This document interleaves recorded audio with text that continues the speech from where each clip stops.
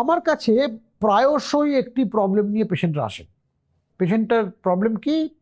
Problem হচ্ছে নিচের বাঁ দিকে বা ডান দিকে শেষ দিকে কোনোটি দাঁতে খুব ব্যথা হচ্ছে, এবং প্রবলেমটার কমন থ্রেড হচ্ছে যে আক্কেল দাঁত ওঠেনি, যেটাকে আমরা ইম্প্যাক্টেড উইজডম টুথ বলি, এবং তার অ্যাঙ্গুলেশন এমন যে সেটা তার আগের দাঁত, যেটাকে আমরা সেকেন্ড মোলার বলি বা 7 নম্বর দাঁত, তার গায়ে এমনভাবে আটকে আছে যে ওই দাঁতটি আর উঠবেও না।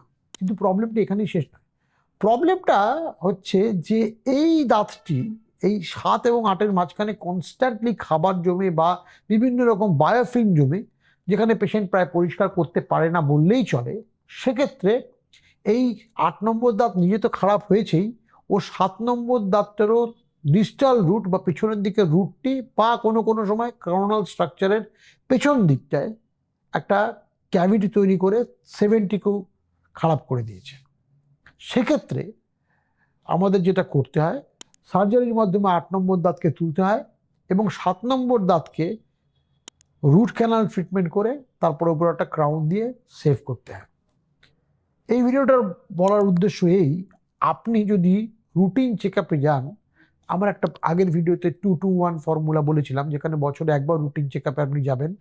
আপনার যদি 24 থেকে 30 বছর বয়স হয়, সেই সময় যদি আপনি বছরে রুটিন চেক আপে যান, তাহলে কিন্তু ধরা পড়বে যে আপনার 8 নম্বর বা আক্কেল দাঁতটি 7 নম্বর দাঁতের গায়ে লক হয়ে রং অ্যাঙ্গুলেশন ইম্প্যাক্টেড হয়ে আছে কিনা। যদি সেটা হয়, যেখানে 8 নম্বর বা উইজডম টুথ বা আক্কেল দাঁত ওঠার কোনো সম্ভাবনাই নেই এবং সেটি 7 নম্বর দাঁতের গায়ে আটকে আছে, সেক্ষেত্রে কিন্তু আপনি আগে ভাগেই 8 নম্বর দাঁত থেকে সার্জারি করে তুলে আপনার 7 নম্বর দাঁতের ভবিষ্যৎ ঝরঝরে হয়ে যাওয়ার থেকে আপনি বাঁচাতে পারেন।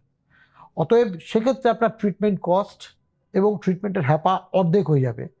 অনেক সময় পেশেন্ট আমাকে বলেন, আমার তো 7 নম্বর দাঁতে প্রবলেম নেই।